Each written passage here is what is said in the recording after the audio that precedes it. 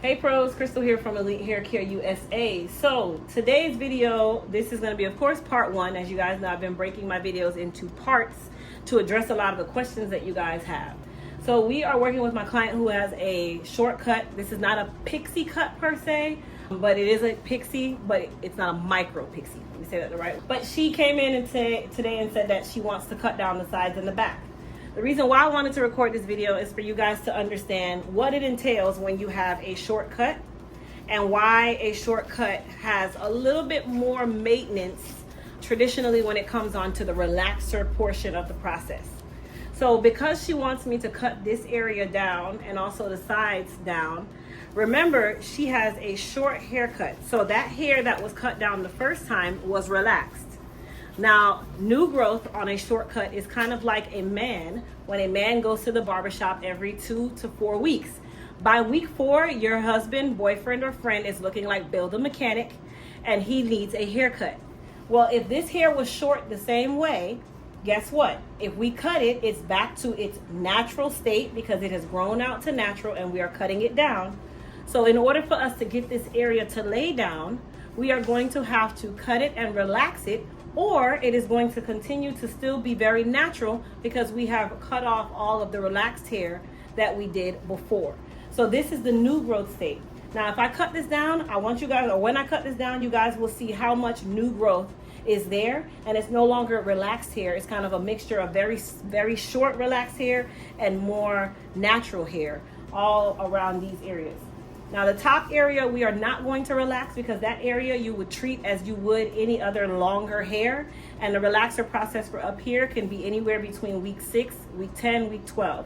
So this area is not going to be touched, and also the area that is kind of above the parietal ridge and slightly above the occipital bone is also not going to be cut. Now to make this process easier, I like to use my clippers. Sometimes I will use my shears. Because I know that I'm going to be relaxing the area, I'm going to just use the clippers and be very quick, and I'm gently combing through it because I know that my clippers also needs to be able to get through. Good thing she's not super like a nappy client. She's got a nappy head. No offense to those who say nappy is not a word. Okay, the kitchen is not kitcheny, but it's still not straight either. All right, so I'm using a number 2 guard. This is going to be dependent on how long or short my client wants their hair. And then I also have the blade in the open position, okay? So all I'm doing is up and literally stopping right at the occipital bone and curving my way out because I know that I am not going to be cutting off all of that hair up there. I'm just really taking off the length in the areas where I know we want it to be nice and short. Now this part of the process requires control. This is not something that I recommend you do to yourself at home. If you guys notice, I barely do my own haircuts. Why? Because I know that I cannot see the back of my head, and this is something that I would prefer a professional do because I don't want to walk around looking like Patchy Patch, okay? We don't want to walk around looking like we're missing hair. Now, of course, when I'm done with the relaxer process after she's molded, I am going to have to clean up my cut. This is just a preliminary cut just to make sure that I get all the way down to the areas where I know I'm going to be relaxing and exposing that, and then of course we will clean up the cut later on. Now on the sides here, do you want to keep your sideburns or? Yep. Okay, so I'm not going to really mess with her sideburns. I'm just going to kind of go up slightly here. Okay, if you guys notice, I'm not being super rough because I know that I'm doing a women's haircut and we have different pieces in different places. Okay, so this is when I'm being as gentle as possible, and then I can finish my cut later on. So really that is to make my job not so much harder, and I'm working smarter. So work smarter, not harder. All right, so now that I've cut that area down, I'm gonna go ahead and put my relaxer on. Again, I'm not going to be relaxing the longer parts. We will extend slightly into the area, but we're not going to be relaxing that area. But if you notice, this is natural hair, you guys. So this hair is already not laying down, nor will it lay down without a relaxer.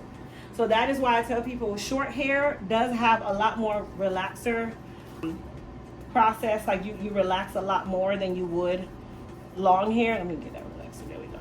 definitely a lot more and a lot more often on the shorter areas, not the longer. So normally when I get to this area, you see like these parts here, I will go ahead and relax them because I know that those short parts, they are right at the threshold of being super natural at the root. And I know that that area will not lay down either.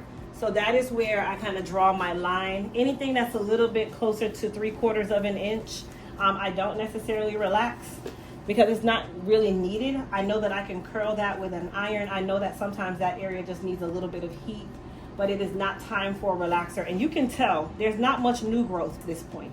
Okay, and then we're gonna extend over here to the sideburns. Now, even though I did not cut her sideburns, there's still very much so a lot of natural hair right here. This is considered what we call new growth, but it's your natural virgin hair that has now. Okay, then same thing over here. And I'm actually using a mild relaxer for this process. Now, every stylist is gonna be different. The reason I'm using mild is because I know my client's hair, and I know it doesn't take a lot for me to relax her hair, even though she swears that it is the most nappy style hair on the planet. I'm gonna agree with her because I just want to agree. Yep, super natural. She has that supernatural hair, y'all. All right, so now what I'm gonna do, because this is a part of the relaxer process, and a lot of people think, oh, you don't have to do that. Yes, you do. With a shortcut, you definitely want to make sure that you are processing the hair in the relaxer, meaning you are smoothing it so that that hair lays down almost in the direction that you want it to be when it's time for you to curl. So what I do is I usually just slide the comb against the head and be as gentle as possible because you want to make sure that you extend hair out. So while we're doing the smooth out process, I just wanted to let you guys know that all of our Elite Hair Care products are available on our website at elitehaircareusa.com.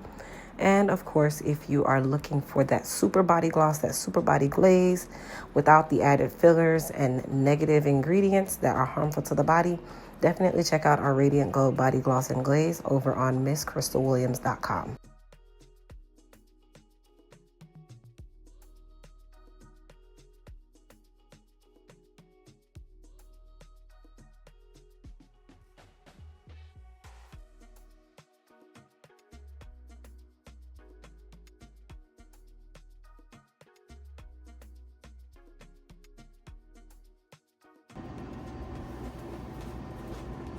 Okay, and then on this side, I'm gonna do the exact same thing, making sure that I'm smoothing it out, getting behind the ear, and then the sideburns. Okay, so we're gonna let that process, and then we'll go ahead and rinse her. In the meantime, you guys, don't forget to go ahead and hit that subscribe button if you're new here. Don't forget to also go and follow us on Instagram, Elite Hair Care USA, as well as my personal page, I am _Crystal Williams.